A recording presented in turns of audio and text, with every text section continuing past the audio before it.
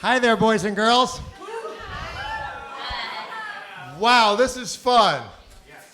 I am sure you would all be here even if your instructors didn't offer extra credit, right? Yeah, baby. We are extremely grateful to have you here at the Spring 2018 Speech Night. In many events, this is unprecedented because of what your Santa Rosa Bear Cubs have accomplished this year, and I'm sure the MCs are going to talk about it a little bit more, but I just can't resist talking a little bit about myself because I'm so proud of them. This college has debated since back in the 1920s. It is one of the oldest clubs, organizations, teams on campus. In fact, we have a picture of the first debate team, which mercifully had 2 women and 2 men. Can I hear an amen for diversity and equality? Oh yeah, baby. Oh yeah. So they were ahead of their time back then. They were still debating coal. We still have that today. Imagine that. So anyhow, the reason this year is so special, and I've been affiliated with the team since 2007, co-director Susan Houlihan has been here, I believe, since 1986. Round of applause for Susan. And Mark Nelson has been doing it somewhere in the middle. But this team, this year, for the first time in the 25-year history of the National Parliamentary Debate Association, which is the group that governs parliamentary debate across the country from 2 years to 4 years, this year your Bear Cubs were #1 in the nation above everybody. Yeah. They held off a last-minute surge by UC Berkeley, but they barely held on. But you know what? First is first is first, so whatever. So round of applause for them.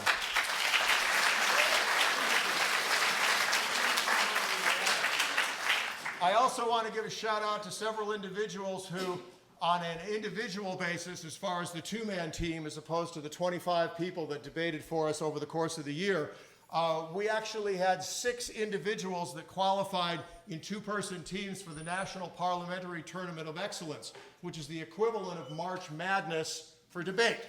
There's just no balls involved. Well, no spheres involved. So this year, we had our first team qualifying as Lola and McKenna. Clap for them, Lola and McKenna. We also had Jimmy and Kevin qualify at the last minute. Thank you for them. And we also had the top team from Santa Rosa being overall in the entire nation of 720 plus open and 2-year teams, open division entirely. Virginia Kerr and James Gouler Rogers, they were #5 in the nation, which ties the highest ranking for a community college ever. Now,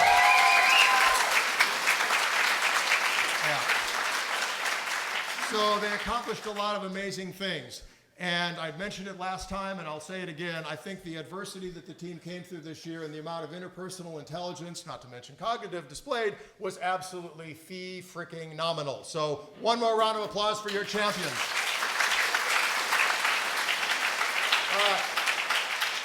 Enough of hearing me talk. Some of you listened to me 60 minutes, no, 100, let's see, this is that math thing again. 80 plus 80 is 160. Some of you listen to me 160 minutes a week. That's too much. So I'm going to be quiet for a while now and turn it over to our esteemed MCs. That would be Kenya and Matthew. Clap for them.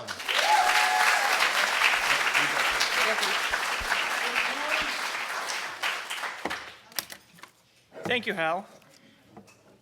So welcome, and thank you for coming to Speech Night, put on by us, the Santa Rosa Junior College Forensics team.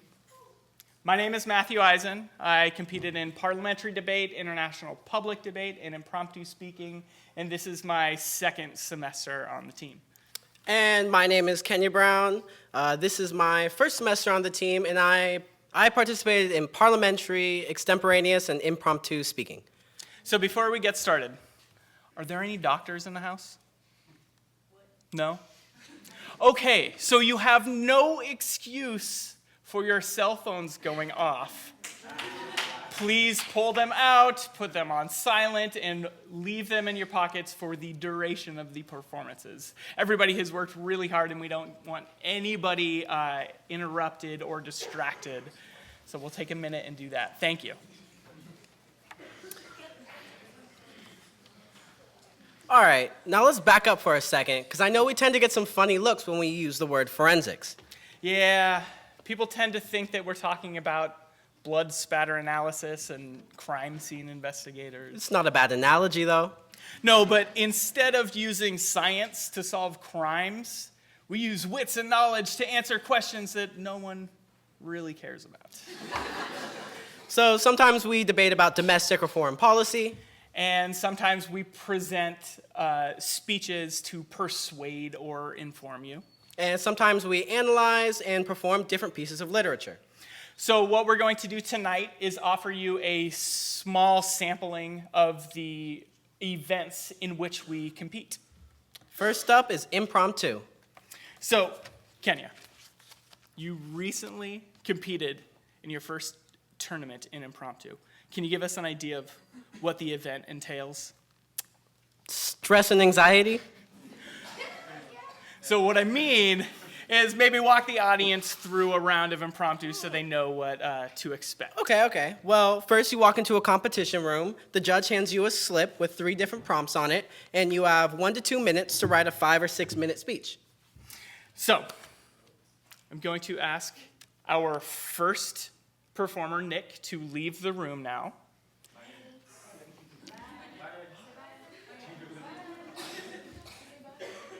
Because what we are going to do is Nick has no idea what he's going to write his speech on. We are going to have the audience help us pick the topics that he will choose from. So, from this section, I need a historical figure. Speak up so I can actually hear you.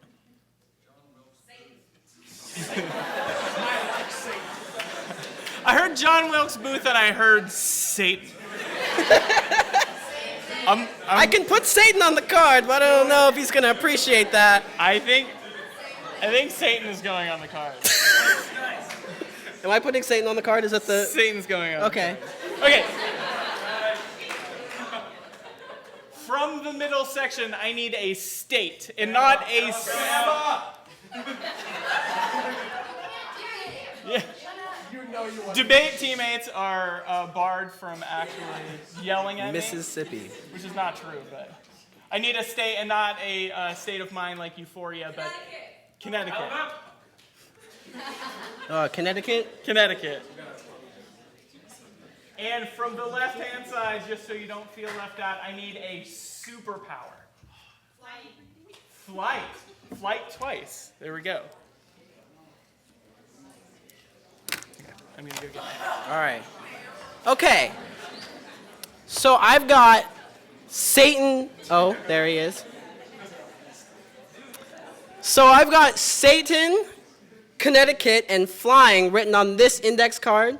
Just in a moment, Nick's going to come out these doors, and he's going to be ready to write his speech.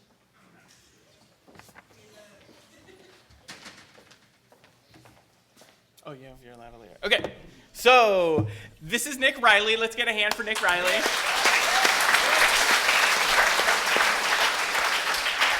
This is also Nick's second semester on the team. Nick did very well in his first year of debate and also reached the final rounds of multiple impromptu tournaments, so you are in for a treat. All right, Nick. When I hand you this card, we're going to start the timer, and we would like everybody to be super, super quiet as Nick sits down and writes his speech.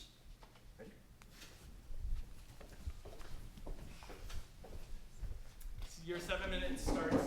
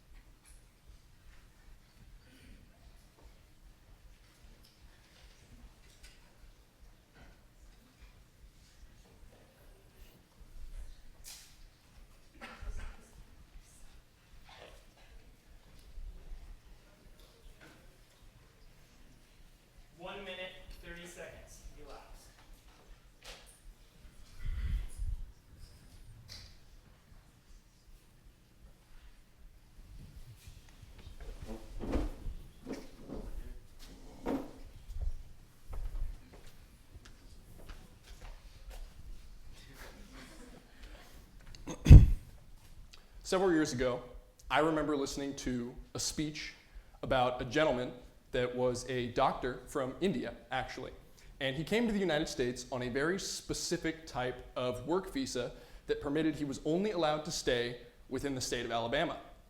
Now, I don't mean any disrespect towards the state of Alabama. I'm sure there's many fine people that live there. However, the person that was giving this speech likened coming to the United States and being forced to stay in the state of Alabama to being with your significant other and only looking at their elbow. Now, I disagree with this. However, I really liked the analogy. I really liked the idea of comparing states to pieces of a human being's anatomy. And for that very reason, I believe that we can compare the state of Connecticut, which is what you chose, to a human being's arms. And we're going to be talking about why Connecticut is like the arms of a person through the lens of the economic situation in Connecticut, through the social situation in Connecticut, and the political situation in Connecticut. So to begin, we're going to be talking about what I mentioned first, which was the economic situation in the state of Connecticut. Now, I'm sure a lot of people here would be pretty surprised to hear that the state of Connecticut is actually largely agricultural, and it has been historically. They've offered quite a bit of agricultural output. And for this very reason, I liken the state of Connecticut to being like the arms. The reason that I liken it to being like the arms specifically is because they carry so much to the table for their actual size. Connecticut is a very relatively small state with not a huge population. But in comparison to other states like California, they're actually contributing quite a bit of agricultural output. And they're carrying, metaphorically of course, which the arms do, so much of this load themselves and offering so much to the greater table that is the United States economy. And for that reason, I believe that the economy of Connecticut can be likened to the arms. Now, we're going to be taking a look at a social issue in the state of Connecticut. Well, I guess you could call it an issue, but it's actually really a good thing when you think about it. Right now, there's actually a nationwide epidemic for rising obesity in this country. And it's something that's actually had really detrimental effects on different regions, but particularly actually the South, which is funny because I mentioned Alabama originally. But that being said, Connecticut is actually one of the most in-shape states in the entire country. They rank top 5 actually for being the most in shape, the lowest rates of obesity, in addition to many other things like great education system. Maybe that goes kind of hand in hand about health and education. But we do see that that's something that the people of Connecticut are actually benefiting from greatly. And I believe that this makes them like the arms because you judge a good way to tell someone's physical fitness is based off of the muscular structure of their arms in regards to their anatomy. Now, the last lens of analysis that I offered you at the beginning was talking about the political situation in Connecticut. And I'm going to try to do this without causing too many fights in the room. That being said, I believe that Connecticut, granted not exclusively, but in union with other states in New England and predominantly the West Coast, actually is likened to the arms in the sense that oftentimes they have a political stranglehold on the rest of the country when you really think about it. Just so many electoral votes that, anybody that's ever watched a presidential election live knows that you pretty much grant certain states to certain candidates. Let's be real. We all knew how Texas and California were going to vote. So I'm going to tell you that something very similar can be said in terms of Connecticut. Granted, as I mentioned, kind of a stranglehold given that they have so much political influence when united with states that are pretty like-minded, more progressive states such as the West Coast and the other states in New England. Now, throughout the course of this speech, I have offered you 3 different lenses of analysis as to why I believe that if you were to compare the state of Connecticut to any piece of a human's anatomy, it would have to be the arms. We've taken a look at the economic situation in the state of Connecticut. We've taken a look at the social situation in the state of Connecticut, and we've taken a look at the political influence that the people of Connecticut actually have when united with other like-minded people. Now, again, I mentioned at the very beginning that there are ways that you can speak about people of other states that maybe we don't understand so well, like people in Alabama, and speak speak poorly of them. Now, that being said, I believe that every state in this union, if you were to compare it to pieces of a human's anatomy, every single piece serves a very vital part in making sure that it functions well. Thank you.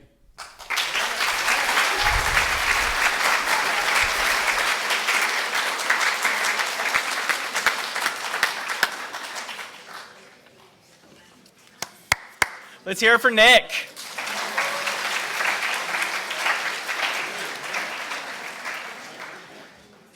Impromptu is definitely one of the more impressive events when you have 1 to 2 minutes to write a 5 to 6 minute speech. So let's have another round of applause for Nick.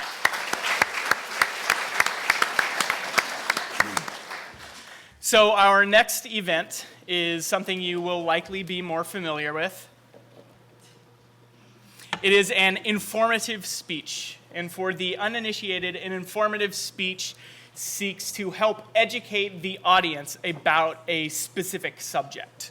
Our first speech of the night will be presented by Elizabeth Kellogg. So,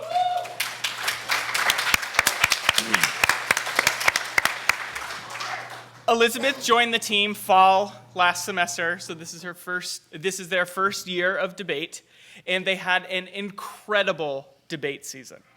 On top of that, they honed their award-winning speaking skills in multiple individual events. Liz will be giving us a speech talking about how language shapes our perception of color. Let's hear it for Elizabeth.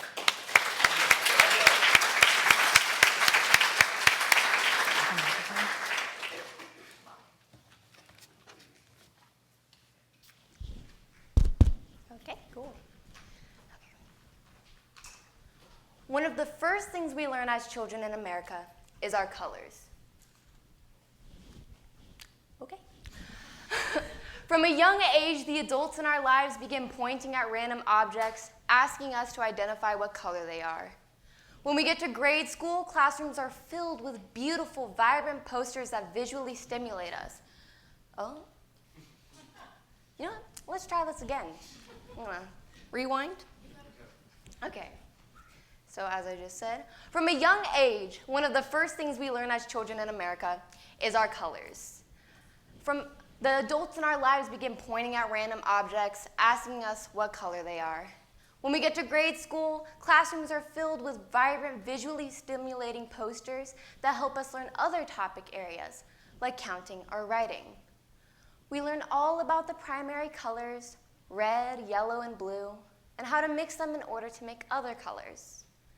Color is so deeply woven into our daily lives that if I were to tell you that one of these colors did not always exist to humans, you'd likely have a hard time believing me. Blue, one of our primary colors, the color of the sky, the color of my hair, has not always been identifiable to humans.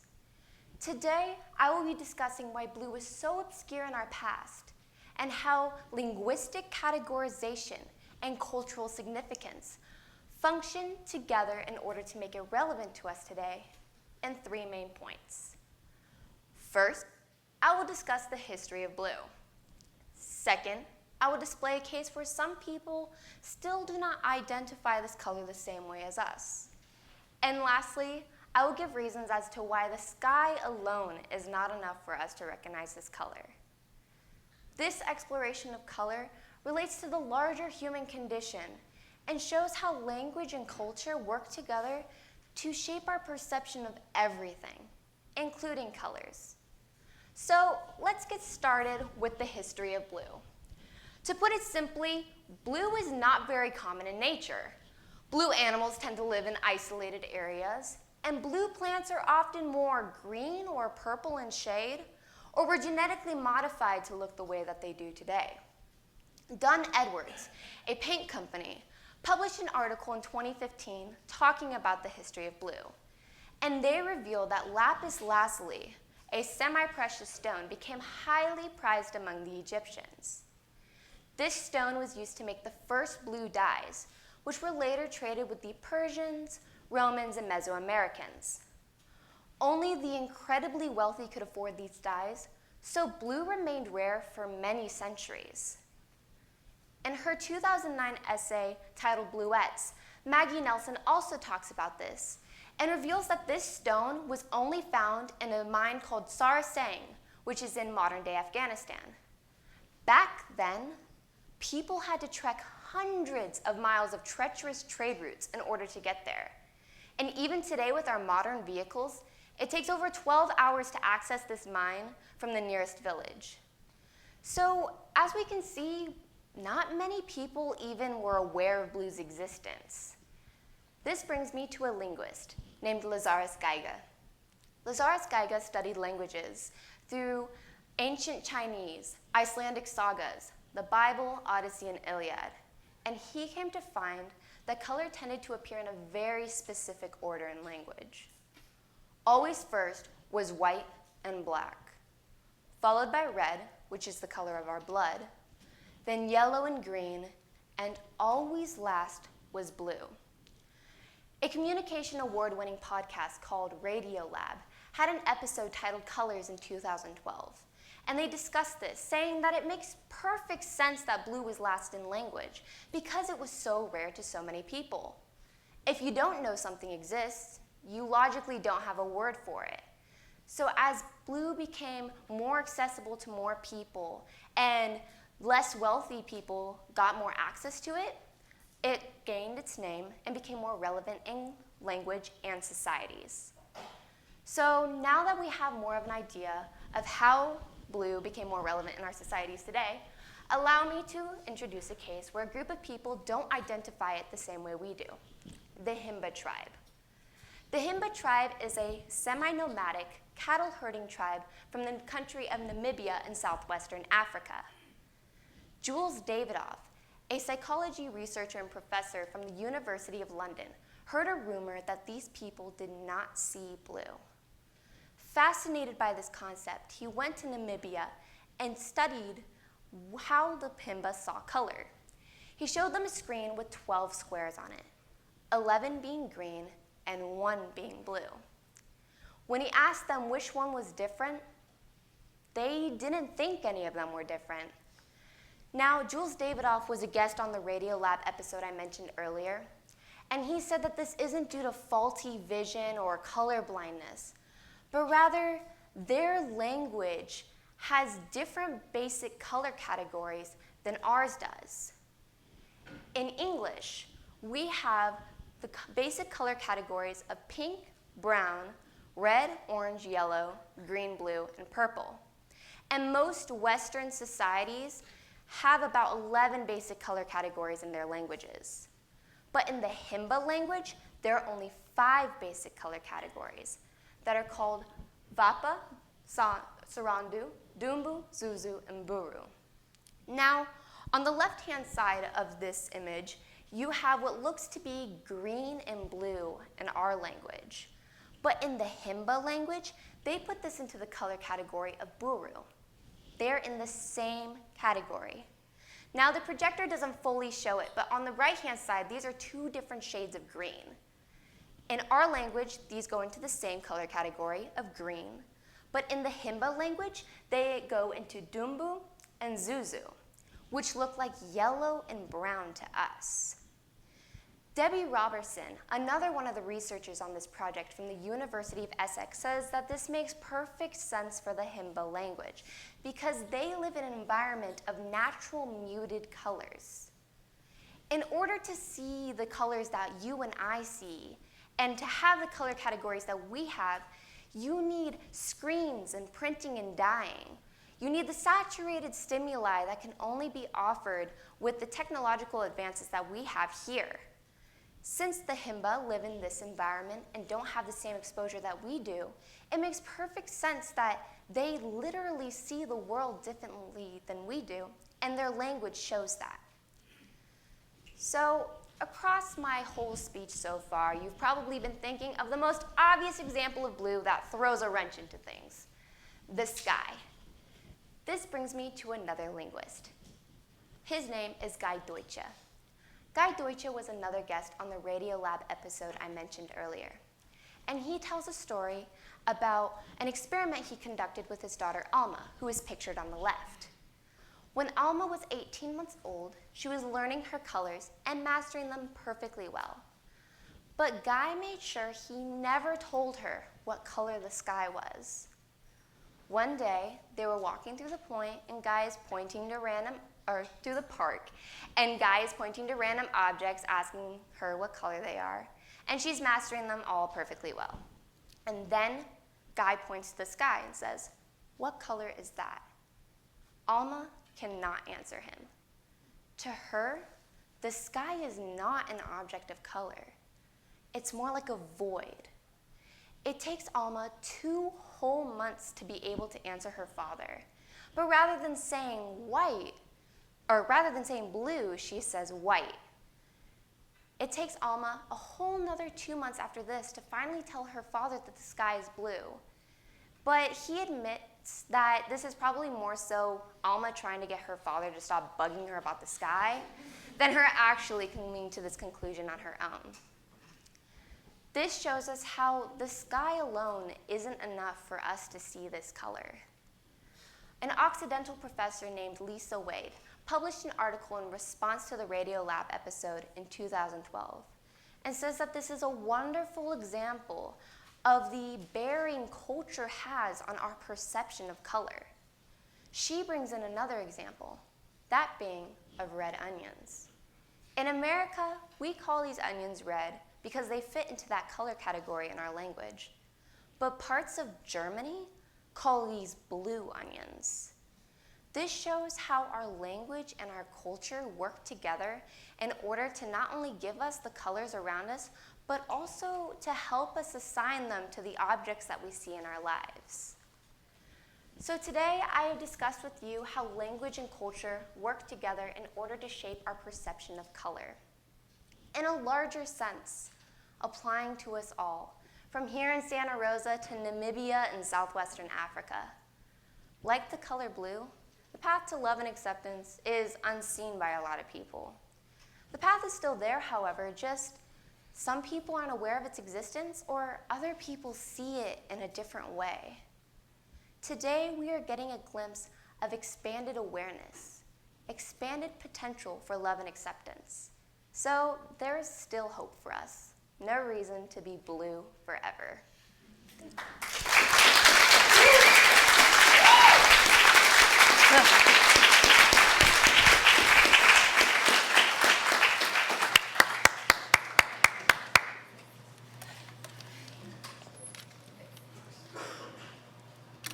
That was amazing.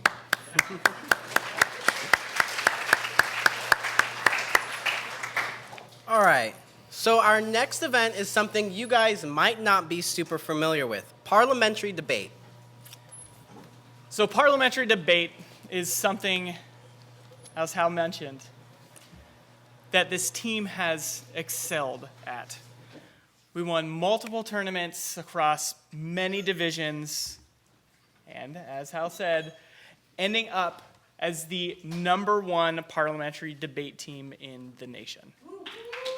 Thank you.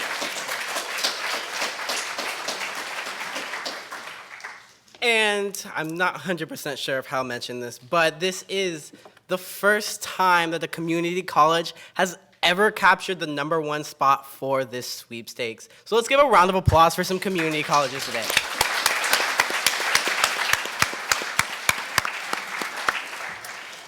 So the debaters you are about to see are the cornerstones of this great team. They represent state champions, they represent national champions, and every single one of them at least once has been invited to the national tournament, or national parliamentary tournament of excellence. So please welcome Virginia Kerr, James Guller-Rogers, McKenna Peterson, and Jimmy Henry.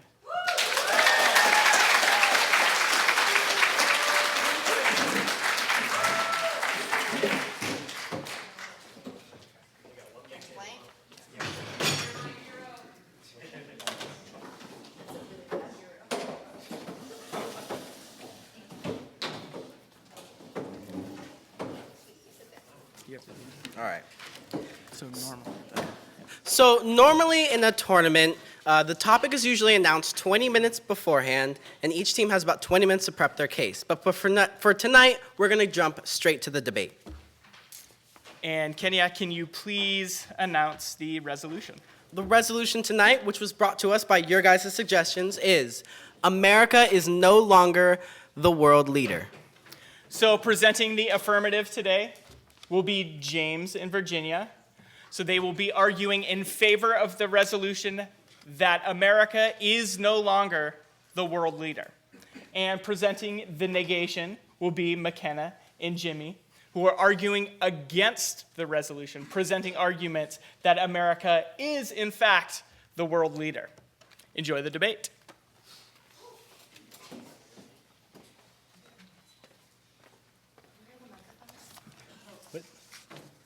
Oh, yeah.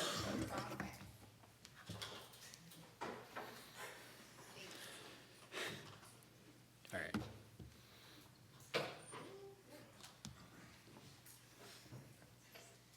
Howdy, everyone. So, without further ado, I'm going to present the first speech in favor of the resolution that America is no longer the world leader. Now, before we get into the debate itself, we need to figure out what it means to be the world leader. America, obviously, is the United States of America, and the definition of the world leader that we're going to be using for the purposes of this debate is a single country that is able to lead the international community. We don't exist in a vacuum, as much as certain presidents may or may not want that to be the case, but the fact is that we are on an Earth that has more than 190 countries that occasionally have to work together. When it comes to the question of world leadership, we need to be able to look at whether or not the United States is effectively able to garner the support of these other countries in achieving our goals and our collective goals abroad. So, with that, we're going to be looking at two different types of power, two different ways that we can get what we want, called hard power and soft power in international relations talk. It's basically the idea of a stick and a carrot. Hard power is, if you don't do what I say, I will smack you over the head with this stick. Now that may be something like economic sanctions, it may be something like carpet bombing an entire country. We've done that a few times. It works for some things. Then there's soft power. It's more of an influence kind of thing. Soft power is the idea of someone agreeing to do something without you having to ask, or someone agreeing with you on the basis of finding you a good role model in the international system, mostly accomplished through diplomacy. So first, let's look at this issue of soft power, because I think that's the more important one here. So a few reasons why the United States is no longer the world leader in terms of soft power, in terms of diplomacy. The first one is that the organ of the federal government that's responsible for diplomacy is the United States State Department. And as of 2017, according to Business Insider, more than 2/3 of the positions in the State Department that are appointment-based had not been filled. And since then, the number of people who have quit have outweighed the number that have been appointed. So what we're looking at is a situation where I'm sure that all of you have had a job at some point. Imagine if you're in your workplace and then suddenly 2/3 of your coworkers quit. Probably not going to be very effective at whatever you're trying to do, whether that's serving hamburgers, selling clothes, or, I don't know, trying to run the entire world community. Now, some specific things that may be of particular concern. We don't have an ambassador to South Korea, which might be relevant because we're trying to get North Korea to stop having nuclear weapons. We don't have an ambassador. The ambassador is the one who's supposed to be leading all of this sort of negotiating. Not great. The reason why that's not great is because when you don't have a civilian foreign policy apparatus, when you don't have the State Department, all that power, all that decision-making gets shunted onto the other people that handle foreign policy, the Department of Defense. Now, say what you will about the American military, they're not great diplomats. They're great at a lot of things, most of them being killing, but the fact is that when you have a military in charge of foreign policy, what it means is that all of these decisions are viewed through a military lens. Rather than thinking, what is the diplomatic option, they are thinking, what is the military option? What is our response in terms of warfare, not in terms of diplomacy? Now, the second thing to think about when it comes to soft power is that it's not the Wild West. We have rules when it comes to the international law. You're not supposed to use chemical weapons. You're not supposed to have nuclear weapons unless you're a signatory to this special treaty. Not that anyone pays attention to the damn rules anymore, but I'm not Walter Sobchak. So what we see is that when it comes to the system of international rules and international institutions, the United States has been sort of falling out of step with the rest of the world. back after World War II, we basically created an international order from the ground up because every other country in the world had just gotten carpet bombed into the dust, and we were the ones left standing, so I guess that makes us the winners. So the United Nations, the World Bank, the International Monetary Fund were the central organizations of the new world order as established in the post-World War II environment. And we basically own those things. But what we've been seeing in the past few years, over about a decade or so, is that there's an emergence of alternative institutions where countries, especially in the developing world, are deciding not to deal with the US-based institutions and instead that they're going to go along with especially China and Russia as leaders of these alternative institutions like the Shanghai Cooperation Organization and the Asian Infrastructure Investment Bank, which directly rival the World Bank and the UN in their function.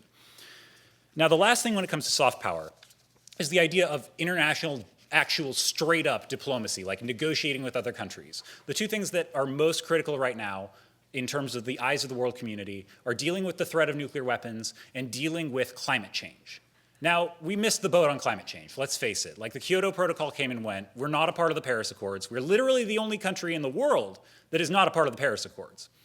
When it comes to denuclearization, I'm sure Donald Trump is going to take credit if North Korea gives up their nuclear weapons, but it's probably more likely that the constant negotiations over the past 60 years by the South Koreans are responsible. And we left the Iran deal Trump announced that we were going to leave the Iran deal about 7 hours ago. This can't be overstated. That was the single biggest diplomatic feat since the fall of the Soviet Union. We got together the largest powers in the world and agreed with another country that we were going to establish a framework for them to not get nuclear weapons, but for having an international inspections regime, and the US walked away from the table. I don't know about you, but if I'm trying to sign a contract with someone and they keep walking away from the negotiating table, I'm probably not going to come visiting them the next time I'm looking to make a deal. That's business 101. Maybe someone should teach Trump. Now, let's talk about hard power. Unfortunately, I ran out most of my speech time talking about diplomacy like some kind of wuss. I'm sure Jimmy's going to jump on me for that. But when it comes to hard power, the critical thing is it doesn't matter how big of a military we have if we don't know how to use it. And maybe this is just my perspective, but I feel like the 21st century is not our greatest hits chapter when it comes to military intervention. Like back-to-back World War champs, that's awesome, but Afghanistan, that war is still going on. It's officially the longest war in US history. There's still no sign of the Taliban being defeated, and we are still no closer to having a stable government. In Iraq, we invaded in 2003 under false pretenses. Colin Powell basically straight up bald-facedly lied to the UN General Assembly. And if that doesn't hurt your credibility, I don't know what does. But then, in the process of our intervention, we created ISIS. The fact is that the way that we achieved our policies in getting rid of the Saddam Hussein regime led to this huge number of people who had no jobs, no job prospects, but a lot of guns and 30 years of military experience, which is not a good recipe for a stable nation. So what we see is that when we do use hard power, we use it so badly and we misapply it so extremely that it makes situations worse off than when we first touched it. And in the international community, generally people don't like people who just run in, say YOLO, and then make everything worse. Maybe I'm oversimplifying things, but I believe that America is no longer the world leader.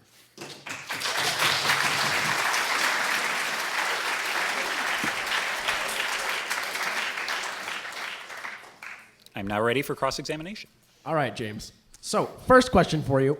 Has there ever been a world leader that hasn't been the strongest military power? We could get nitpicky, but I'm going to go ahead and say no because that's what you want. Nice. Second question. So, you're talking about these international institutions, that we created to run the world, like the UN and the World Bank and the IMF. Are those still around? Well, I don't know, Jimmy. Are they? Yes, they are. And who still owns those? China. You're saying China owns the UN that is located in New York. Technically, that's international territory. And you're saying that China owns the World Bank that is located in Washington, D.C. Well, I mean, how much of our debt do they own? It's like who pays for the thing. Ah, okay. Fair enough.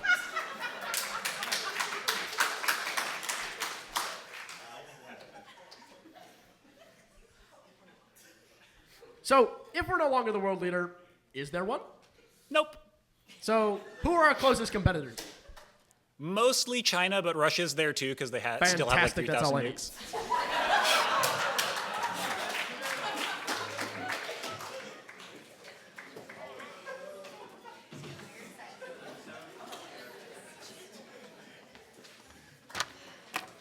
All right. So now that you've heard from the traitors, I'm going to be telling you how the world actually works.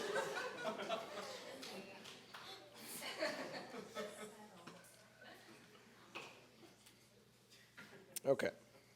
Everyone ready? Great. Starting time. So let's talk about hard power first because James undercovered this and we're about to blow it up. So the American military budget is over $650 billion. The next closest military budget barely cracks 200. If you take the top 10 military budgets in the world and you combine 9 of the top 10, that's still smaller than ours. America can literally do whatever it wants on the world stage because our military is that much better than everyone else's. Now, some key examples of this. We have 800 foreign military bases. Do you know how much the rest of the world has combined?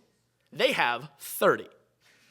When we have over 10 times as many bases in 50 times as many countries, we can put our troops wherever and whenever we need them. So, when they say that the Russians and the Chinese are capable of overtaking American global hegemony, you think to yourself, how many allies do the Chinese have and the Russians have to illustrate this forcible coup? Combined, they have 3. One of those is North Korea. Come on. America has over 50. And 3 of those are the UK, the French, and the Germans. 3 of the largest militaries on Earth. Now, if you take something like, I don't know, NATO, which America owns, and pit that against like the Russian military alliance, which consists of Vladimir Putin, some Russian oligarchs, and Bashar al-Assad in Syria, and you have them fight, we're going to win. Now, another key thing here is the US Navy. The US Navy is awesome. The world, in total, has 36 aircraft carriers. Everyone knows what those are. Those are the boats that fly planes off of, right? Those are the fun ones. So, aircraft carriers are awesome because if I'm, say, a country on the other side of the world, and I don't know, some crazy madman in Syria decides I'm going to drop barrel bombs and chlorine gas onto my people, I can go, no you're not, we're going to blow you up, and I can launch F-35s off my aircraft carriers and blow up his chemical weapons stockpiles, which is not a hypothetical, we did that. Now, the world has 36 of these aircraft carriers. Do you know how many of those America owns? 19. We own half of them. I think that's bad. I'm bad at math. I'm in a speech debate. So, you want to know how many China owns? They own 1. And guess what it can't do? It's actually not combat capable. So if the US Navy decided to fight the Chinese Navy, we'd have planes, and they would have none. You know what that means in naval warfare? It means we win. Now, the Russian Navy is something I like to talk about a lot in debate, and I don't have enough time to go into it, but it's really, really, really bad. It's like hilariously bad. Like, the Russian Navy is basically like the beginning of It when Georgie has that paper boat and he floats it down the sea.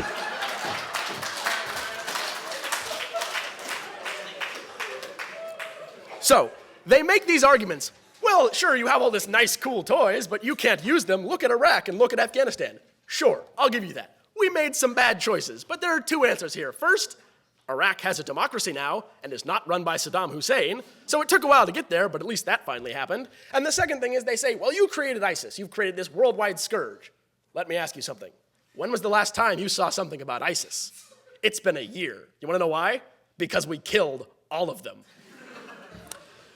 ISIS at its peak was estimated to have about 100,000 fighters. The US-led bombing coalition, which I'll get to in a sec, killed 70,000 of them, right? So we're clearly winning. Now, when we messed up Iraq and Afghanistan, which we did, they're right, we learned our lesson. We said, that was a bad idea. We tried that. It cost 6,000 dead and untold billions of dollars. So we went, what do we do next time? So when ISIS showed up in Iraq, President Obama made a smart decision. He said, we're not going to put boots on the ground. We're going to blow them up from the skies with our cool aircraft carriers that I've been telling you about for 2 minutes. And that worked. The rest of the international community said, hey, look, America's learning. America's not invading Iraq a second time. They're arming local militias. They're helping local peoples fight back. And then they're blowing the hell out of them from the sky. And they got involved. It's a coalition of over 60 countries. It's bigger than the coalition we went into Iraq with. Clearly, the international community trusts us to invade and to do what we need to do militarily. Now I have to get to soft power, so we're done talking about the fun stuff for a little while. Okay.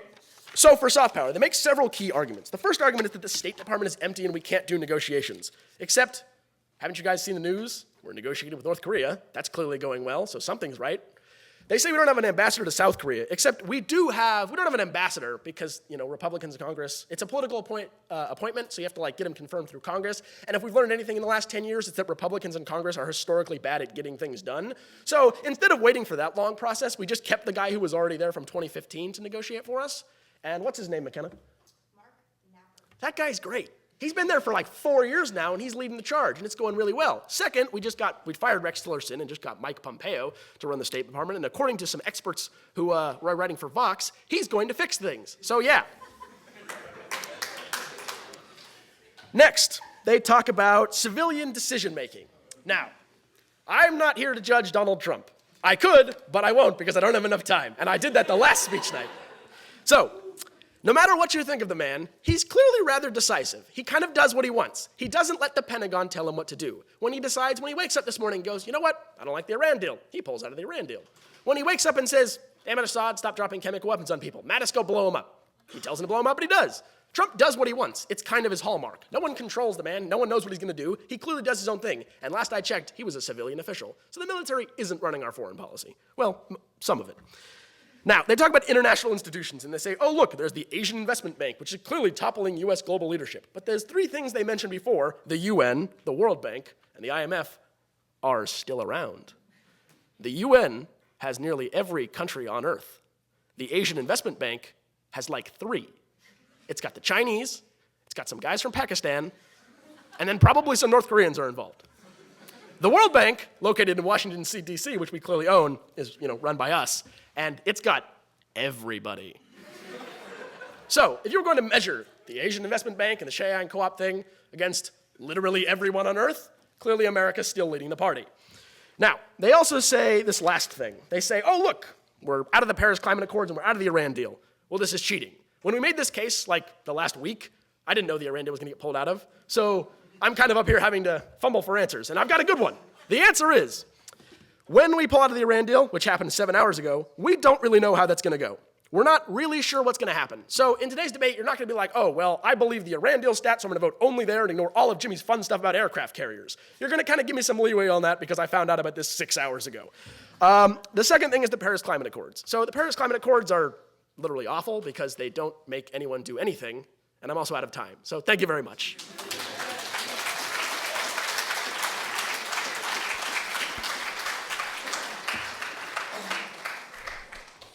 Hey, Jimmy, Yes. when was the last time we won a war? So the last time we actually fought a war was World War II, and we won that pretty significantly. When was the last time we beat an insurgency? Technically, we just beat ISIS, so about a year ago. Did we beat ISIS, or was it the ruthless carpet bombing of the Russian Air Force? Well, when America's coalition killed 70,000 of the 100,000, then yes, we win. So, all your fancy aircraft carriers, if no one lets you use their airspace, what good are they? Everyone lets us use our airspace, except the Russians and the Chinese, because they get kind of grumpy at us. But everyone else is totally fine with it, evidenced by the military bases we have in their country. They're going to let us use the air if they let us use the land. Okay. So, your whole, we outspend everyone else. I'm really bad with money. If you give me $600 billion, I can make terrible decisions with it. How does money translate into, actually being an effective military? Because with that $600 billion, we built 19 aircraft carriers. And those are awesome. And then we maintain them. And then we use them to beat the crap out of everyone else. Don't both China and Russia have, missiles that cost literally 1/9,000th of a carrier that can blow them up in one shot? I mean, theoretically, but new technology in military applications traditionally goes badly the first couple times you try to use it, so no. All right.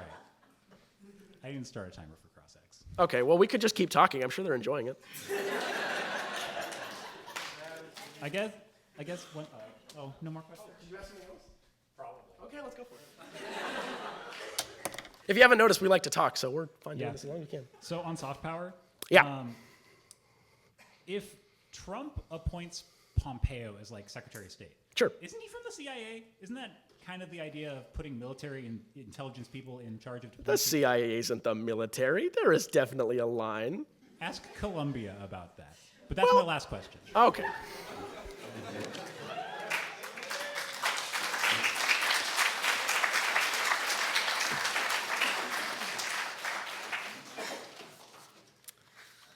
All right, let's get this started. Everybody ready? Cool. Our opponents would have you believe that soft power and hard power never interact, that diplomacy and military operate entirely separate from one another. But the reality is that we cannot have one without the other. If we don't have enough soft power, we can't implement our military policies. If we don't have enough military power, we can't implement or back up what we say when we talk about diplomacy. This is misleading. So let's talk about the arguments proper. First of all, on soft power. America's military is best measured by the quality of its diplomacy. Diplomacy means we have embedded personnel on the ground, able to tell us what exactly is happening, and able to tell the military what their goals should be. An example of the military, an example of us having no diplomatic personnel on the ground, as well as the military just basically doing whatever it wants, is the case of Syria. The Pentagon and the CIA, because we didn't have diplomats on the ground, went ahead and armed two different factions of rebel groups, who then fought each other. On top of that, the arms that we gave to these groups ended up with an ISIS-affiliated organization, al-Nusra. So, what were our goals in Syria? Who were we trying to fight? We ended up just like making it worse. On top of that, and most importantly, the military must have diplomacy to provide context. We need diplomacy to provide context for what is happening in North and South Korea. We need diplomacy to provide context for when somebody decides to bomb Syria, but there's literally never any context for that because we just do it once a year around April. On international institutions, even if the climate Paris Accords and even if the Climate and Paris Accords didn't have any actual legal teeth, and we pulled out of the nuclear Iran deal, and as our opponents say that we don't know what's going to happen, nobody knows, nobody can tell you what it's going to be like 6 months down the road. What this shows is an inability for the United States to cooperate and follow through on its promises. If we promise Latin America that we're going to give them a bunch of aid and then we don't follow through, we are a bad faith actor. How can we have any kind of reputation if we just don't follow through on our agreements and our promises and cooperate with the rest of the world? So, as my partner pointed out, the rest of the world is moving on without us and building organizations that bypass U.S. institutions, like the Shanghai Cooperation Organization, like the Asian Infrastructure Bank. On the nuclear Iran deal, more specific, what this really indicates to our allies, France, Germany, Europe, as well as a number of other nations that our opponents talk about, is that we will not hold true to our security framework. If we promise Europe that we will protect them from encroaching Russian aggression, but then we don't follow through in another area, why would they continue to rely on us? So, that's soft power. Let's talk about the fun stuff. Military power. Outspending other militaries is not an indication that you are doing it well or that you're using it appropriately. In fact, our military uses a grand strategy of preponderance, which is throw everything at the wall and see what the hell happens. We don't have a strategy for how to deal with other rising powers, so we're just going to use tons and tons of military. It's literally a situation right now where it's shoot first and never ask any questions. As for bases, many of our contracts with for military bases in other countries are actually going to be up in the next few years. If we've shown ourselves to be such a bad faith actor, are they going to renew those contracts? On top of that, many of our military bases don't even have good reputations. You can look to the Manas Air Force Base that was closed in 2014 in the country of Kyrgyzstan, which was the jumping off point for forces in Afghanistan. It was closed because we were dumping fuel into their rivers, and military personnel shot 2 unarmed civilians. So even in the big sphere, we don't have a great reputation, and locally, we don't have a great reputation.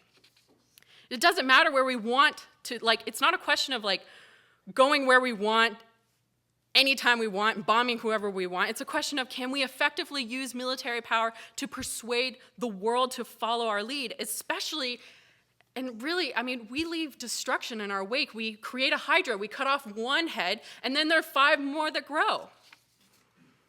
According to an analysis by the RAND Corporation, the ability to power project has more to do with soft power and economic cooperation in the 21st century than having military power.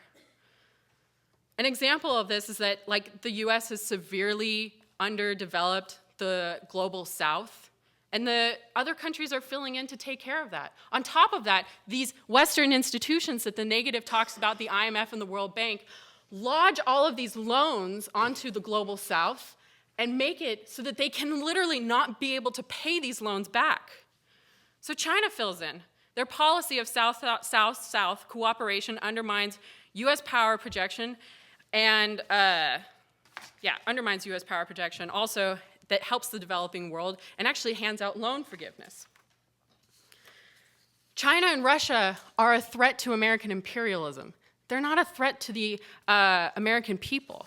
Our opponents are going to say that Russia and China are human rights violators, but so is the United States. And then on top of that, our opponents will say, yeah, but the US has learned tons and tons of lessons. We've learned from our mistakes in Iraq and Afghanistan. We won't do it again, and everybody will continue to look to us in the international community. But if that were true, after 9/11, we would have remembered the 52,000 American names who were at the Vietnam Memorial. We would have remembered them, and we would have remembered not millions, but probably hundreds of thousands of Vietnamese civilians who were killed in Vietnam. Literally, Iraq and Afghanistan were Vietnam 2.0. We made the same mistakes 30 years apart. Why won't we make the same mistakes 10 years down the road or in the next 6 months? And for that, you'll be voting for the affirmative.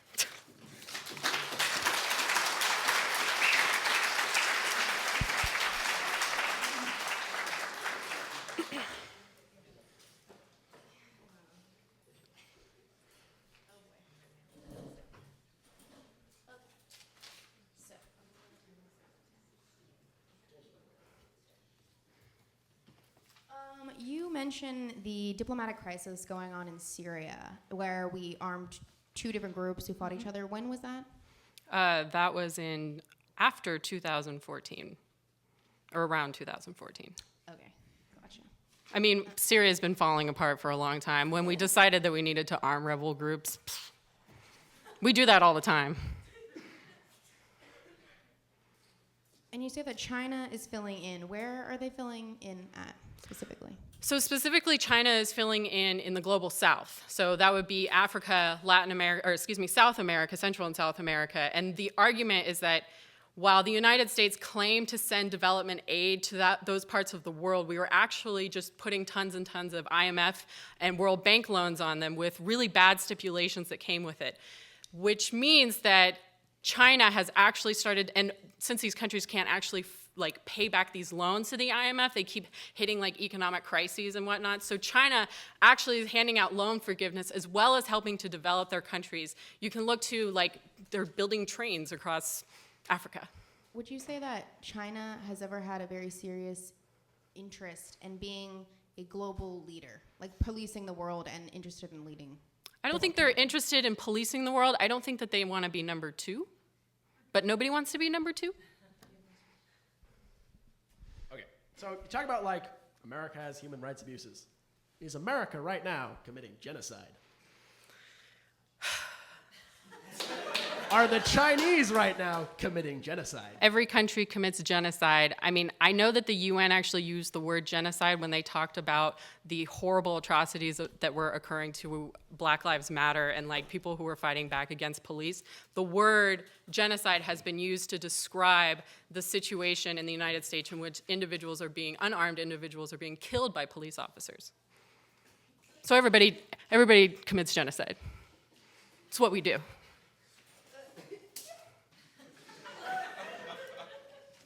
Is that it? Cool.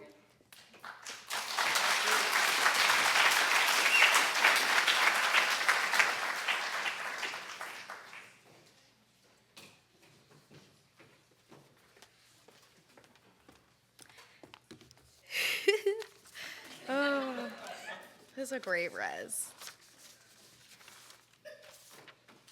Okay. We kill a lot of trees. We have a lot of paper that we waste. Okay. Get the timer. All right. Everybody ready? Opponents ready? Audience, judges, ready? Partner, you ready? Yep. Cool. All right. So there's two things that are very important to keep in mind in this debate. The resolution is America is no longer the world power right now. Not in 6 months, not in 10 years. Right now, are we the world power? And the second thing to keep in mind, is there anybody on the world stage that is currently, as of right now, capable of challenging us through hard power or soft power?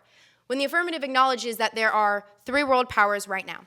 It's us, it's Russia, and it's China.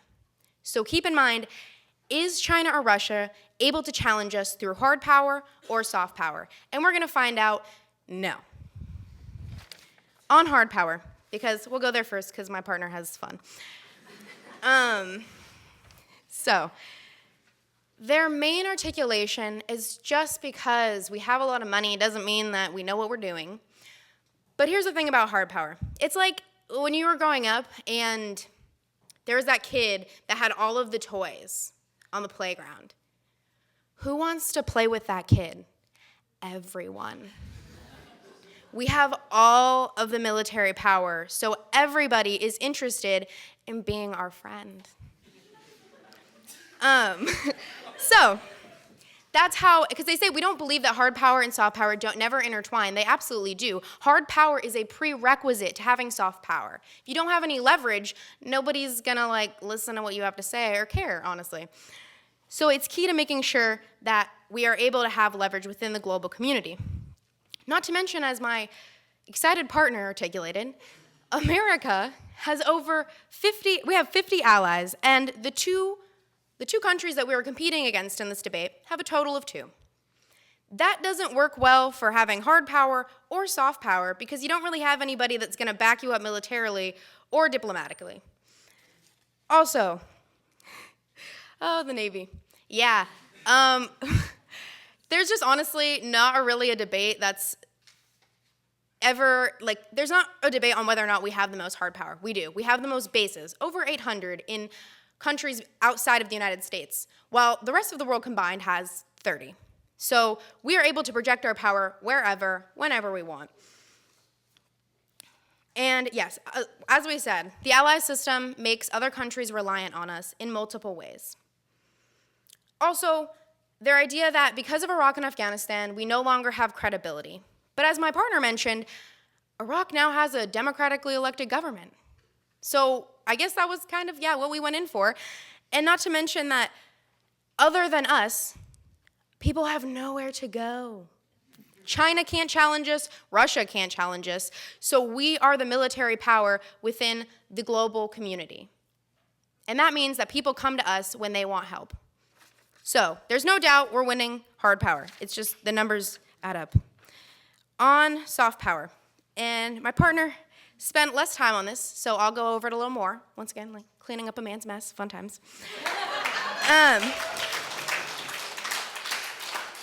So, soft power. They do not give you a specific example within the last year of the idea that we don't have a specific ambassador. So that specifically has caused a diplomatic crisis. My partner articulated, because I gave him the warrant, Mark Napper, is in South Korea. So we have a representative that has actually been at the U.S. consulate, at the U.S. base there since 2015 in Seoul. So we have somebody, he also speaks Korean and Chinese and Vietnamese. He's very well versed in the issues of the region. So we still have representatives representing the United States in these countries. It's just not that we have an ambassador. And they give you no example as to why that has uniquely been a problem. So you're not really going to vote on that.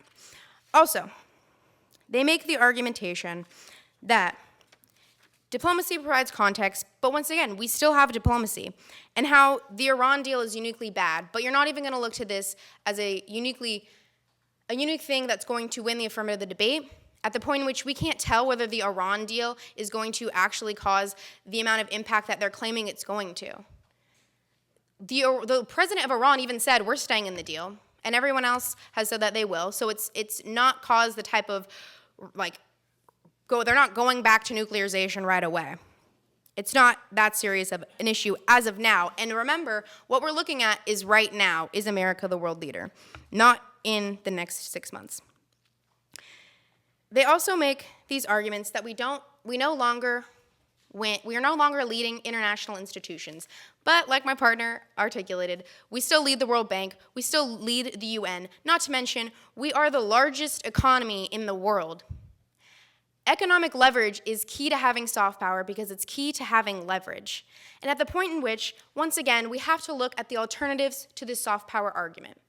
Are Russia and China better at soft power? Russia just decriminalized domestic violence, not to mention when they invaded the Crimea, AIDS increased tenfold. China is currently committing genocide against, the Uyghurs? Yeah, the Uyghurs, which is a Muslim minority population. These are not countries that people look to for values. Yeah, the United States, we don't have a great record, but we are miles ahead of the two alternatives when it comes to leadership and values and what the global community is looking for in a leader and what they're getting. Because as of now, on an economic, on an ethical, and on a military scale, America is unequivocally the world leader. Thank you.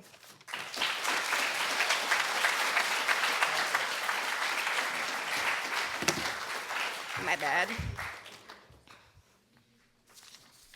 Okay. So, when we're talking about soft power, you say that Russia and China are super unethical. Does anyone in diplomacy, I'm not saying that we should just worship bad ethics, but does anyone actually care? Does that factor into anyone's negotiations with either Russia or China? Yes. Can you name an example of that happening? Pretty sure the British Prime Minister condemned Putin because they killed a dude they were trying to protect. You know what I'm talking about, Jimmy? Yeah. Okay. They if me and Jimmy were debating in Russia right now, we'd be shot in the face after. They care. You guys would care, right? No. Okay.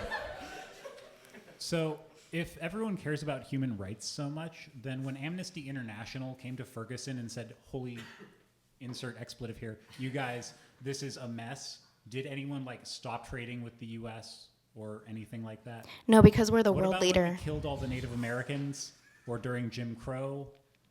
Those things are technically not occurring right now. Japanese internment?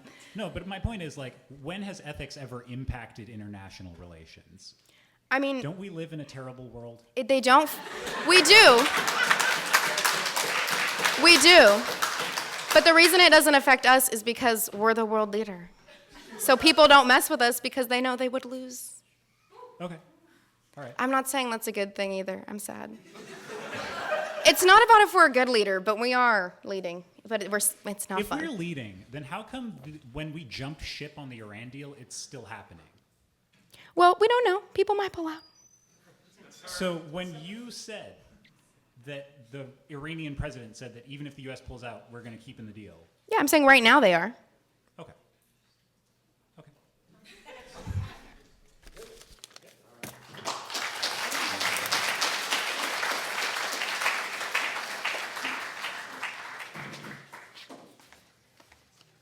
I'm back. Okay. I have 4 minutes to get through things that I would like to get through in longer, but we'll try. And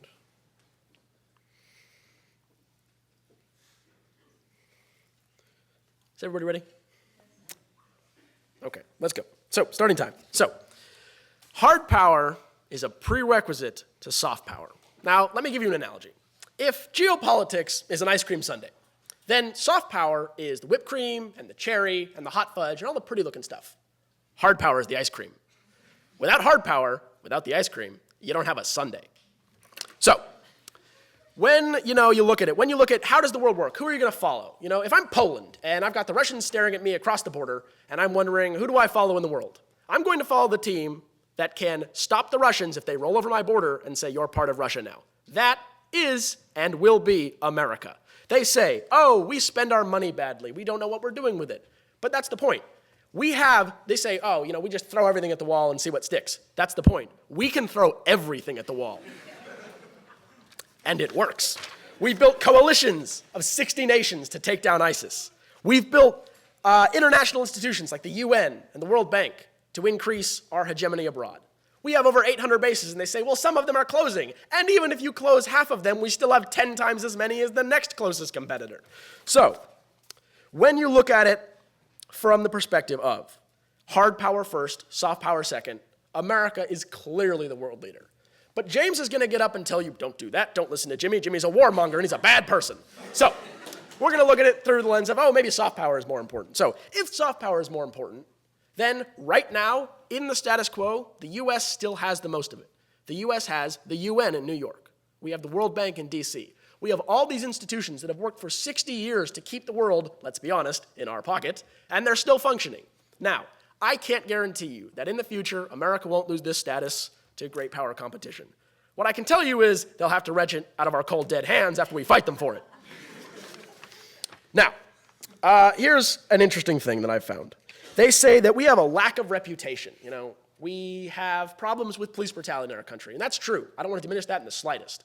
But when China is literally committing genocide against a Muslim religious minority, if I'm anyone in the Middle East who follows Islam, I'm not going to like them because they're killing people of my religion for being my religion.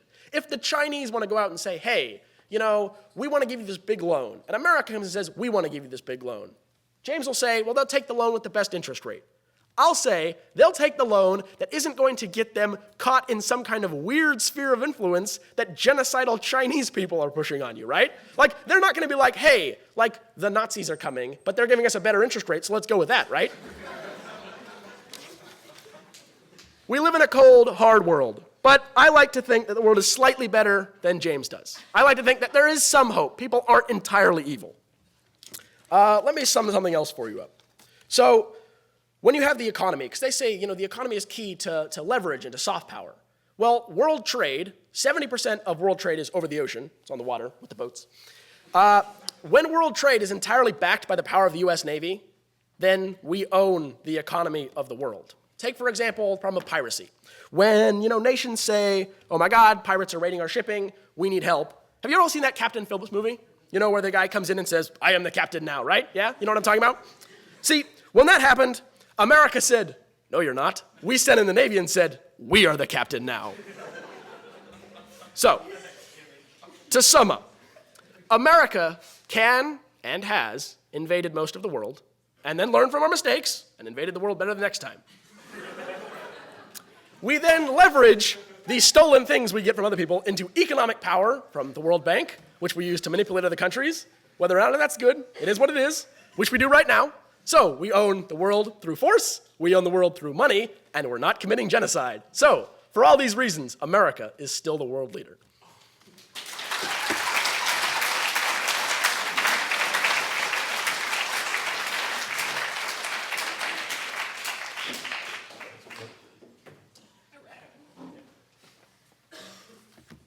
Let's clear some things up. Now, before I begin my final speech, I'd like to thank each and every one of you for making it out here tonight. It really helps to support the team.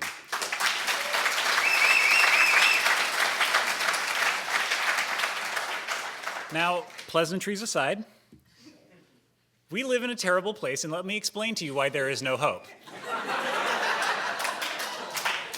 So, when someone is really, really good at a particular thing, they're called the Michael Jordan of that thing, because Michael Jordan was so good at basketball. The United States is the Michael Jordan of military intervention. We are really good at going in and blowing people up. We're really bad at the part that comes after, because there is an after.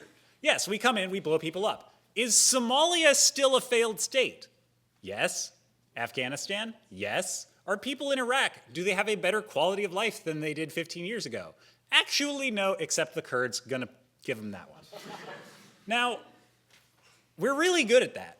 But our record on soft power is a lot more like not Michael Jackson's, Michael Jordan. Although I suppose that Michael Jordan and Michael Jackson would have had similar baseball careers. The fact is, the United States can kill anyone we want, but that's not how you get leadership. That's how you get jumped. Because here's the thing, it's not just us and one other country, it's not just us and one other country, it's not just us and Russia, it's not just us and China. It's us and Russia and China meeting each other in a back room and saying, the Americans are gonna come and try and kill one of us, we need to take them first. Maybe that's not happening, maybe it is. But when you rely on military force as the alpha and omega of your foreign policy, that's gonna happen. For example, Jimmy loves numbers when it comes to the military. But numbers don't tell the whole story. Yes, we have like 50-ish allies. They have 3-ish, but that's a very narrow definition of ally. If I name the following countries, Turkey, Saudi Arabia, Egypt, Israel. Those are the 4 biggest US allies in the Middle East when it comes to the military. They also have all recently signed multi-tens of billion-dollar deals with the Russians to buy strategic weapons. Yeah, there are allies on paper, but people are hedging their bets right now as we speak. If we're the world leader, people aren't saying, maybe we should go and get guns from the Russians in case America comes for us. That's not leadership. That's when you've spent 25 years being a bully and expect that to translate into a permanent empire. So, let's talk about soft power. Now, the Rand Corporation probably doesn't sound like anything to any of y'all, but it's the single most important think tank when it comes to defense studies in the United States. And they say that soft power has to come first. And there's a few reasons for that. Number one is, let's talk about those bases. We don't own them, we rent them. We rent Ramstein Air Force Base from the Germans. So if we piss off the Germans, we lose that Air Force Base. We rented Manas Air Force Base from Kyrgyzstan. Then we started dumping fuel into their water supplies and shooting people, and they took it from us. In Japan, our biggest naval bases in the Pacific are in Yokosuka, which is just outside Tokyo, and on the island of Okinawa. And one of the biggest political movements in Okinawa is get the Americans the hell out of here because their soldiers kill and assault our civilians and nothing gets done for it. The United States isn't like some magic superhero that comes in and then Supermans someone into the ground whenever there's a crisis. We're still in other people's countries. We're doing bad things and then not punishing our people who do it. We're dismantling our civilian foreign policy apparatus and replacing them with more people from the Pentagon, so that when we see a crisis, our first question isn't how can we resolve this peacefully, how can we resolve this with a minimum loss of life? It's how can we protect American interests with a minimum loss of US life? Iraq and Afghanistan, 6,000-ish Americans were killed. More than 1 million Iraqis were killed. I don't know the number for Afghanistan off the top of my head, but here's a comparison. If the Vietnam Memorial Wall included the names of all of the Vietnamese civilians that were killed, it would be more than 3 miles long. So, while we sit here and we think, damn, we're so cool, we beat the Nazis, the rest of the world is looking and they're thinking, the US unilaterally invades. They don't clean up their mess. They can't be trusted in a negotiation because we spent, like 10 years trying to get Iran to come to the table for the nuclear negotiations and then walked 3 years later because some person got elected president? That's not the sort of person you trust to lead the international community. And also, it's just straight up more complicated than that. The sum total of US actions over the last decade have created a position where our generation inherited global leadership. The Soviet Union was gone. We were the only superpower left. We could do whatever we wanted. And we did. And then everyone realized, wait, whatever the US wants includes a lot of effing us over, and they're done with it. The rest of the world is organizing. They're building a new international order. Sure, there's only like six members of the Shanghai Cooperation Organization. But when you have major international treaties on the most pressing issues in the world, nuclear weapons, climate change, and we're sitting on the sidelines, we've already given up leadership. That's why you're going to be voting for the affirmative.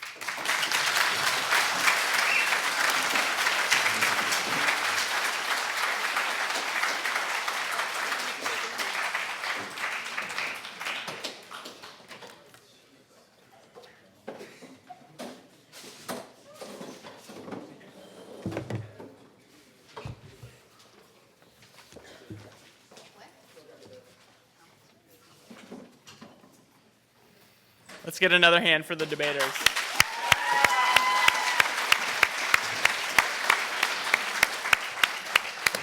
I don't know if you can tell, but that's fun. We have fun doing that, and if you join us, you can have fun doing that too. All right, so our next speech is going to be presented by our teammate, Laura Martin. Laura is our team's secret weapon. Her unassuming and humble attitude and nature belie the quiet assassin inside. She's already slayed the parliamentary circuit, winning 3 different tournaments this year, as long as a number of speaker awards. As Hal says, she's like hella good. So please, let's have a round of applause for Laura as she presents her informative speech on DN aliens.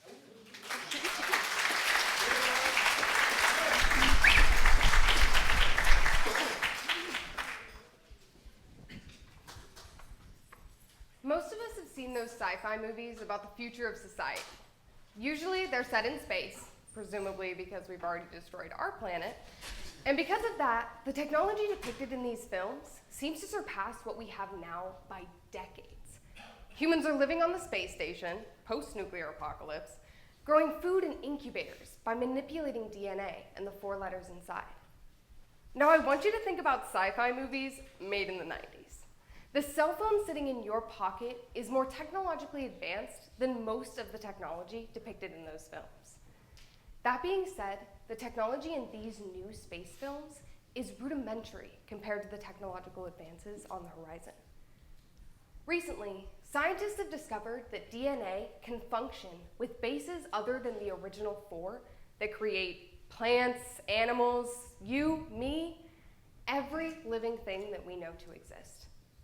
These newly created bases will forever alter the path of scientific discovery and bring rise to the next technological revolution. Today, I will first explain how DNA bases function. Then I will discuss some positive impacts of these new bases. And finally, I will lay some popular concerns regarding some potential issues with this technology. First, I would like to provide some insight as to how all of this really works. What does it mean to be functional? In order to be functional, DNA must be able to fully undergo protein synthesis.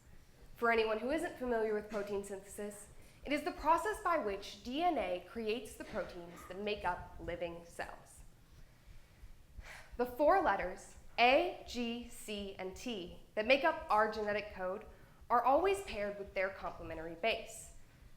These different combinations are read and translated into all of the varying biological systems that we know to exist, almost like a 3D printer.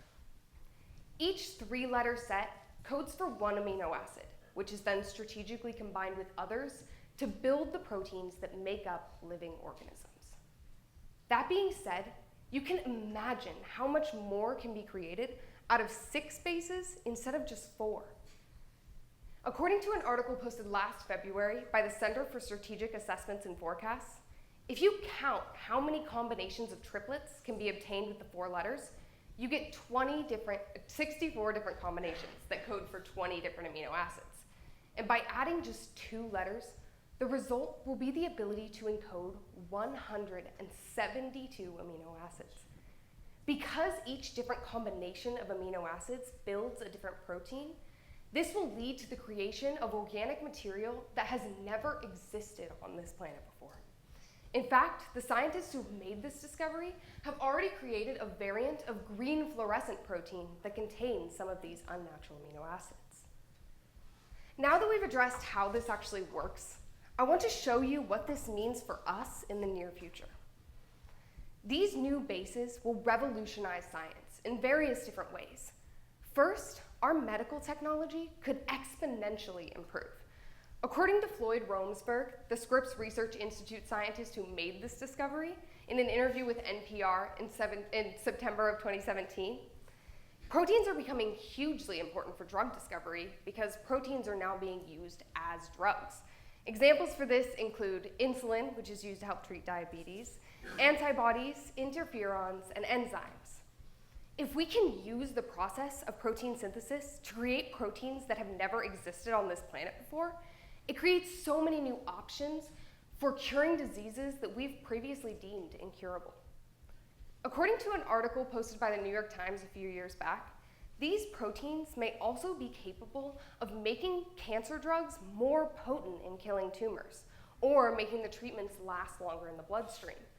This means that the treatment for cancer could potentially become faster, less expensive, and more effective because of this discovery. These new bases will also open up countless new options when it comes to combating climate change. This specific kind of science is referred to as synthetic biology, which, according to the New York Times, involves the creation of biological systems intended for specific purposes. Introducing these two new bases will give scientists the ability to create biological systems that have never existed on this planet before.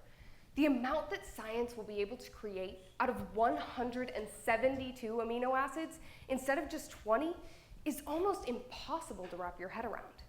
Scientists could quickly develop bacteria that eat oil or the microplastic that's infecting our oceans and the life inside of them. We could maybe even create a breed of super trees that help clean out the excessive amounts of greenhouse gas pollution in our atmosphere. The possibilities are truly endless. These alien bases will also alter how we view extraterrestrial life. Every living thing that we've ever known to exist has been made up of these same 4 letters. The sheer knowledge that it is possible for life to exist with nucleotides other than these 4 will forever change NASA's view on what is considered to be a living organism. We only know of 2 nucleotides that function other than the pre-existing 4. But that doesn't mean that there aren't countless variations existing out in the universe. This means that there could be life somewhere out in the cosmos that uses 2 or even none of the same nucleotides found in Earth's organisms. This means that they would only create foreign proteins, and therefore they would look nothing even remotely close to anything we find here on Earth. Before this discovery, organisms like these could have been completely overlooked. But with this knowledge, scientists will broaden the scope when it comes to exploring extraterrestrial life. And the best part is that we already know where to start looking. There has already been speculation of life on some of the moons of the largest planets in our own solar system. One of the moons in question is called Titan and is currently orbiting around Saturn. According to an article posted by the National Geographic in 2014, Titan is deceptively Earth-like. It has a thick nitrogen atmosphere and lakes. In fact, it is the only place in our solar system besides Earth that has stable liquids on its surface. However, these lakes aren't made of water, but rather liquid methane and ethane. Because structure and function always correlate in biology, if these organisms look nothing like what we find here on Earth, they'll also function completely differently. This means that there could be life on Titan that rely on these methane seas just like we rely on water. This strengthens the hypothesis of life on this moon. Unfortunately, not all of the potential outcomes of this discovery are as beneficial as these. Altering the genetic code always comes with some risks. If there was a breach in this technology, it could potentially cause biological harms. According to an article posted by the New York Times in May of 2014, while synthetic biologists invent new ways to monkey around with the fundamentals of life, Governments struggle to cobble together the basics of assessment, oversight, or regulation in this surging field. This means that these gene-splicing, life-altering technologies are currently unregulated and without proper oversight. In every article, though, Romsberg immediately shot down the possibility of this technology getting out of hand. His explanation was that while these organisms can successfully synthesize proteins, they can only do so if they're actively being fed these unnatural amino acids that they use to build them. Because of this, even if there was a breach in the lab or something, there's no possibility of these organisms existing on their own and actually functioning. So there's really no possibility of these organisms overtaking natural life on Earth at this point. Another concern brought forth is the possibility of altering the path of evolution. There's a few reasons why we shouldn't be concerned about this becoming an issue, but the main one is this. Evolution, by definition, is caused by adaptations to environments being selected for. Because these compounds that they need to build their proteins don't occur naturally on Earth, we're not in an environment where it would be ideal or even beneficial for these organisms to continue to evolve with these bases. There's many reasons to be concerned anytime scientists are messing with the genetic code. But for these reasons, this specific technology is not one to be concerned about. Today we covered how DNA bases function, discussed the positive impacts of these new bases, and allayed some popular concerns regarding this technology. These new bases will alter the path of scientific discovery forever. We may soon be living in a world where you can grow an apple with the touch of a button, purely because we've not only learned how to harness the process of protein synthesis, but add to it.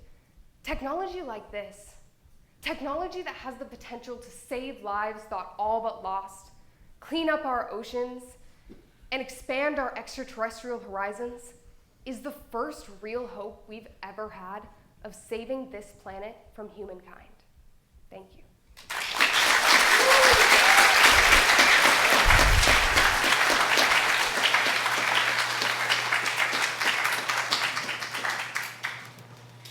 It takes a special kind of brain to make science as fun and interesting as that. So let's hear another round of applause for Rosa.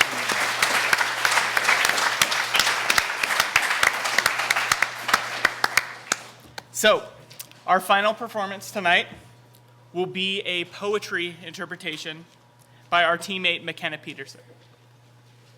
This is McKenna's second year on the debate team and on the forensics team, and as you saw, she is a tremendous debater. And as you will see, she has also excelled at interpretive pieces. McKenna's piece weaves one single theme through 3 different pieces of poetry. Let's welcome McKenna. Oh, just 1 second, though. She's having a little microphone. Microphone. How you doing, Matthew? I'm doing well. How are you doing, Jimmy? I'm doing pretty good. Okay. Yeah. Solid. That was a pretty fun debate. Yeah. Why should people join the debate team?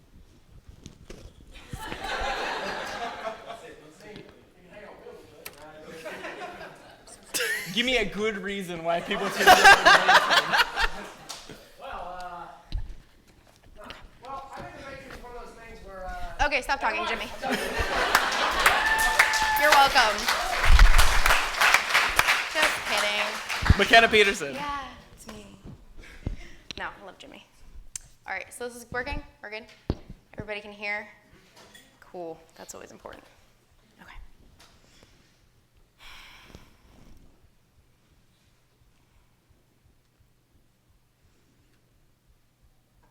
Sadness is a crime, and I am guilty.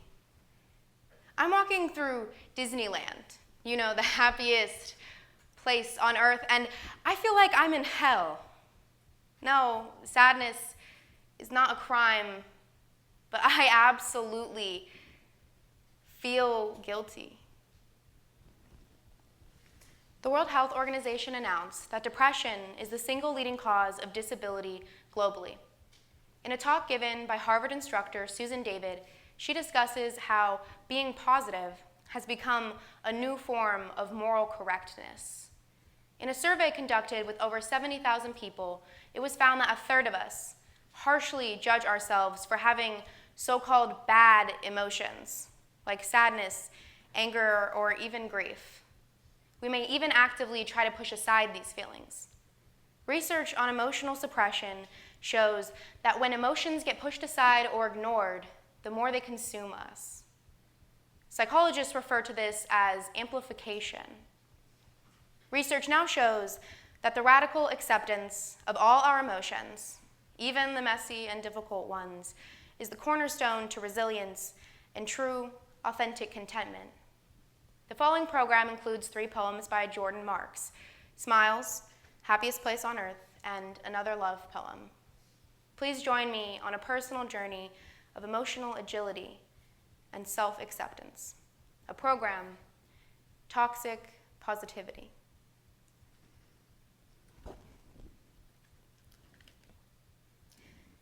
I've been told love poems are for people with happiness.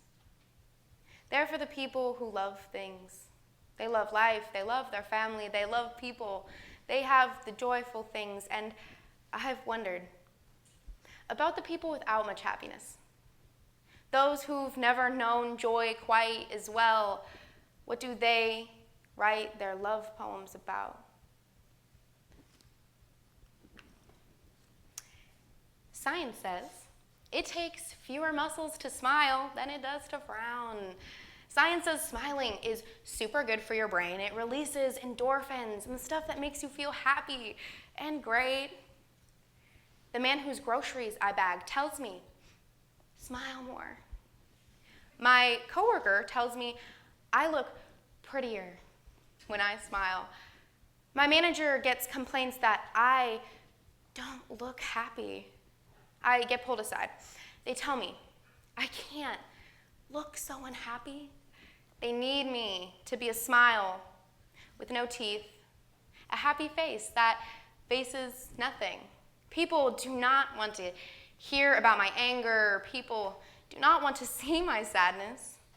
They never like the way it looks, the way it wraps around me, sits on my neck and squeezes words from my lips with such power, reminds them that it isn't theirs. I'm at Disneyland, the place where my sister feels magic. In every step she takes, you can see it when her feet turn to clouds and she floats. The sun can't outshine her here. Her smile fills the air, and the air loves her back. It keeps her skin warm. While my steps are filled with weight. Once again, the center of the earth pulling me down. The sun looks at me like I just showed up to a party I was clearly not invited to. I can hear it laughing at me, and all the other laughter around me turns to cruelty in my ears. Even the warmth in the air avoids settling in my skin. I suppose everyone finds a person they love. It seems we've been programmed for such adventures.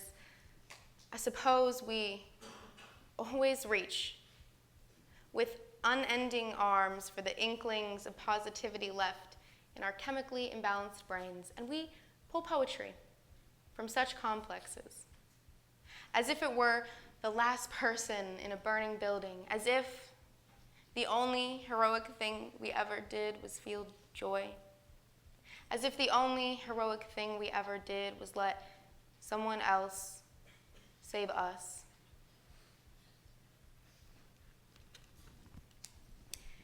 Oh my God, Deborah, my coworker, she notices. She comes up to me in the break room and is like, "You seem so sad. We should go out. Oh my God, you can't find that smile, fake that face. That's it. Hi, bartender, can we get another round of shots? And could you play like a pop song from the 2000s? You need to dance that black hole off your shoulder. Deborah. Deborah is not an astrophysicist. She doesn't know you can't escape black holes. Even then, how could she? She's never been in one. At Disneyland, people smile a lot. I look around at their shapes, studying them as if I looked long enough I could learn to do it too, to believe it. The way the lips curve at that angle, with cheeks raised, makes it so convincing. Yet the longer I look, the more I feel so foreign. The more it feels like I walked into the wrong meeting or into a bathroom someone else is using, like I am definitely supposed to be somewhere else. And by somewhere else, I mean happy. And by happy, I mean I'm supposed to feel like you. I'm supposed to love this place the way you love this place. Why can't I love this place?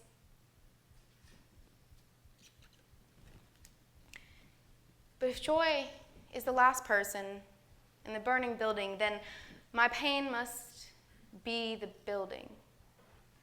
The fire in my stomach tells me to go anywhere else. But why can't I save the building? Even when it's burning, why can't I feel like giving myself a hug? Even while I cut through my own skin, the fire may burn, but it keeps my blood warm. I've always been told to run.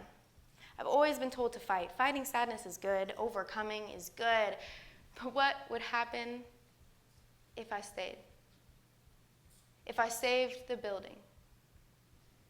Repainted every wall in colors I knew, felt every room, carved every door, spoke to the cracks that have formed in its foundation.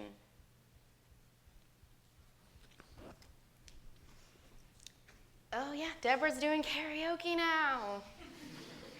I mean, honestly, she's killing Party in the USA, and she needs my support, so I smile at her. You see, I had to take my sadness and turn it into a flower.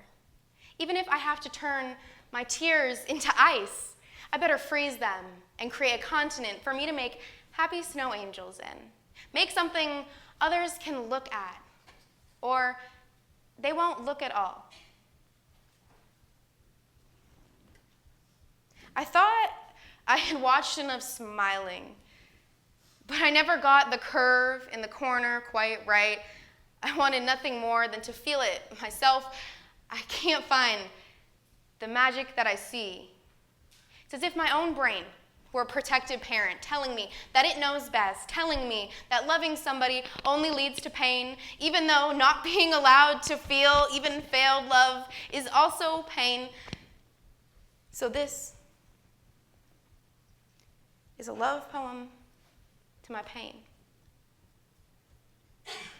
I love you.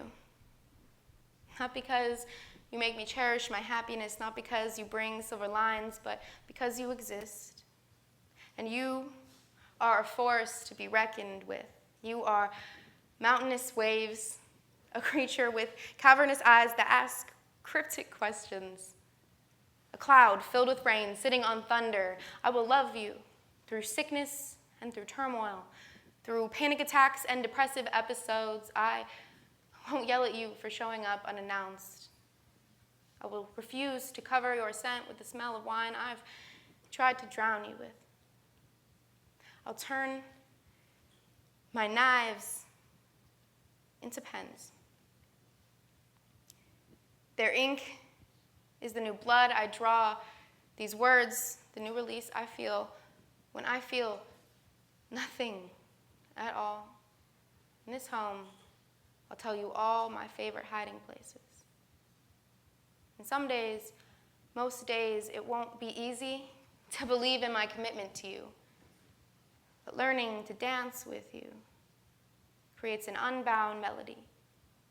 The symphony of a hurricane, the power that turns worlds and ignites the stars. You are a part of me. And if I dare to love myself, I must dare to love you.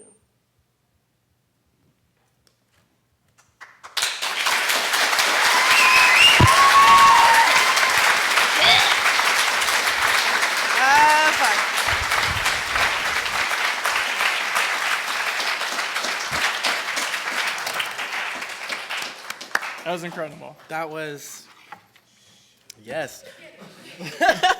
Well, can we give another round of applause for McKenna?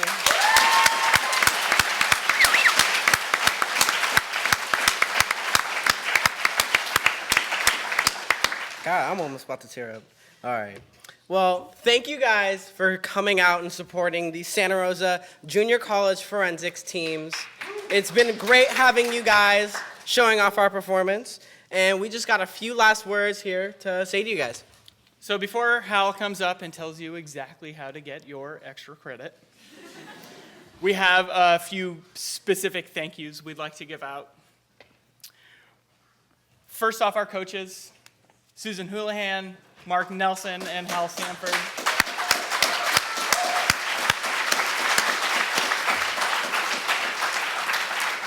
And also communications professor Karen Cornwell.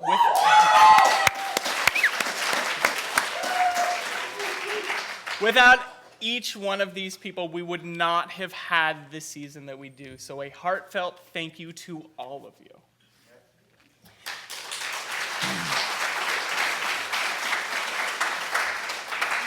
Also, thank you for coming tonight. Your money at the door helps pay for our tournaments. It helps pay for our hotel rooms. It helps pay for Ginny's La Croix habit. But really, what we want to do tonight is showcase what we do and convince you to join us. If you have any interest at all, it's Communications 52A. Sign up for it, put it on your schedule, come up to us and talk to us about how much we learn, how much we love this team. Hal, any last words? Yeah.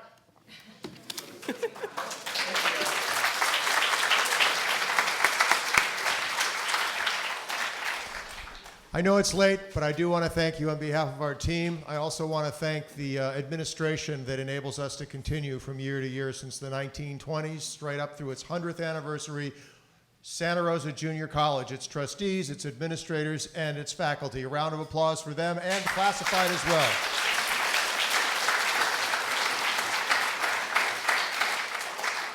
Truly a special, magical year, and I have definitely learned so much from all of you. I will treasure this as long as I live. Thank you all very much. So now, you need to go home and go to bed so some of you can get up and be in my class in the morning. So here's what you do. There are sheets of paper taped on the glass in Newman. All you have to do is go in there, find your instructor and the time that your class meets, and sign on it. I will make sure that those instructors get that information back. Any questions about that? Thank you. Good night.